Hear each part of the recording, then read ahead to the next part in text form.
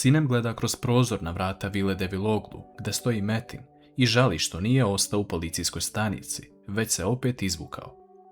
Engin još uvijek traži odgovor od Nise šta ona misli, ali ona je stidna i ne želi da pokaže bilo kakvu emociju. Engin tada otvara svoju dušu, govoreći joj da ga može zvati kako poželi i da to nije bitno, ali bitno je to da je ona jedina osoba pored koje se osjeća lepo u ovim teškim trenucima i ne bi voleo da ona tek tako ode. Šta će Nisa ovdje odlučiti?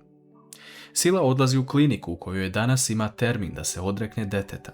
Ipak, nakon što legne na sto, Sila se seti kako je Engin pričao sa Nisom i odlučuje da odustane od ovog poteza, jer ne želi Enginu da pruži miran život, već da će on upoznati svoje dete kada dođe vreme. Uveče Hančer predlaže Sinem da malo promijene sredinu, jer je današnji dan bio veoma naporan, a Sinem to prihvata, te njih dve kreću izvan kuće. U međuvremenu, za vreme večere u vili Deviloglu, Džihan pita Metina šta je pričao sa tim čovekom i da želi da ga zaštiti ako je to moguće. Metin govori da je Komesarovo ispitivanje prošlo i da je sada došao red na Džihanovo. On govori da je sve što je rekao istina i da stoji iza svojih reči, ali Mukader sumnjivo gleda u Metina. Gulsum dolazi sa vesti da Mine ne želi da izađe iz svog kreveta, te da čitav dan nije ništa pojela. Metin odlazi da popriča sa Mine, ali ona viče na njega da ga ne želi pored sebe i da on i Sinem samo viču jedno na drugo. Džihan čuje da se nešto dešava na spratu, te odvodi Metina iz sobe kako bi se Mine smirila, ali Metin govori Džihanu da je Sinem kriva za sve ovo. Mukader se pridružuje govoreći da će ona opet morati da popriča sa Mine, ali Metin joj govori da se ni slučajno ne približava njenoj ćerci. Džihan predlaže Metinu da izađu malo na svež vazduh i odu van vile, što Metin prihvata. Prelazimo kratko na drugu stranu. Derija želi da pronađe savršen plan kako bi voljela da izgleda njena veritba i svadba. Ona vidi da Emir priča sa veštačkom inteligencijom i smišlja plan kako da ona stupi u kontakt sa njom. Čemili u drugoj sobi smišlja kako da sastavi pismo Deriji, jer ne sme da joj kaže pravu istinu, ali on pokušava da iskoristi veštačku inteligenciju, pa ćemo vidjeti šta će se tačno desiti između Čemila i Derije. Hančer i Sinem se nalaze u restoranu koji Engin voli i gdje je bio sa Nisom.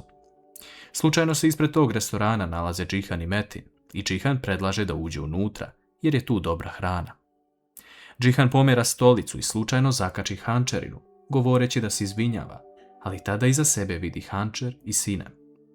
On predlaže bratu da promene mesto za večeru, ali Metin govori da želi da ostanu baš ovdje.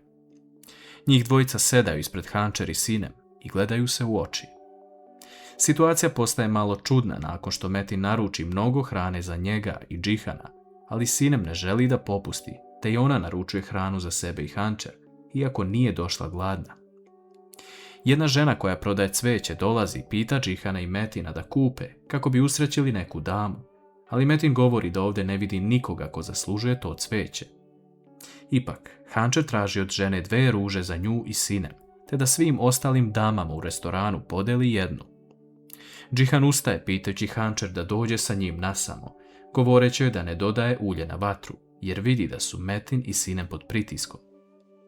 Hančer govori da nije stvar u tome, već u časti, te se vraća za sto.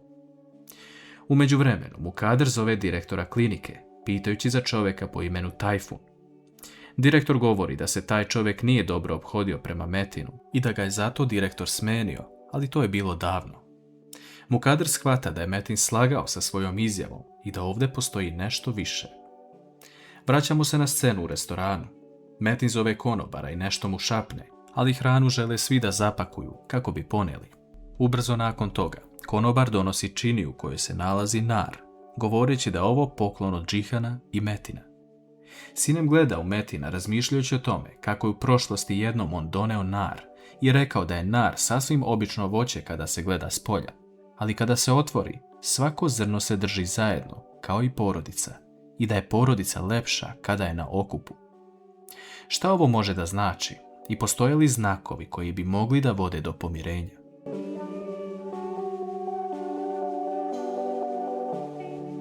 Po dolasku kući, Džihan pita Metina zašto je poslao nar u restoranu, a on govori da mu je samo tako došlo, te odlazi u sobu, ali Džihan shvata da je ovdje nešto čudno. Hančer također pita Sinem zašto je Metin poslao nar, a ona govori da je to znak da su nekada bili porodica, a da su se sada raspali. Sutradan ujutru, Metin čuje da mu Kader viče kroz hodnik da Gulsum i Olga nisu sposobne da sačuvaju jedno dete u vili. On odlazi u hodnik i vidi celu porodicu, te dobije informaciju da je Mine otišla iz vile. Gulsum i Olga kreću potragu za njom, a Metin i Džihan dolaze na vrata Hančerine kuće. Metin ulazi unutra jer misli da je Sinem uzela Mine, ali to nije istina. Oni svi zajedno odlaze u policijsku stanicu kako bi prijavili ovu situaciju, a Sinem se tada seti da je Mine možda pozvala Emira. Džihan, Metin, Hančer i Sinem odlaze u kuću u kojoj boravi Hančerina porodica i samo sretnu Deriju tamo koja je uplašena šta se dešava. Metin govori da Derija odmah nazove Emira na telefon jer je Mine otišla iz vile. Emirov telefon je nedostupan, ali u tom trenutku Metin dobija poziv od sudije koji mu saopštava da on i Sinem dođu odmah jer postoji važna stvar koju moraju da obave. Svi prisutni sa Derijom odlaze u sud i tamo vide Emira koji čeka u hodniku. Derija ga pita šta on radi ovdje, a Emir govori da ga je Mine pozvala i da je tražila da je dovede na ovo mesto.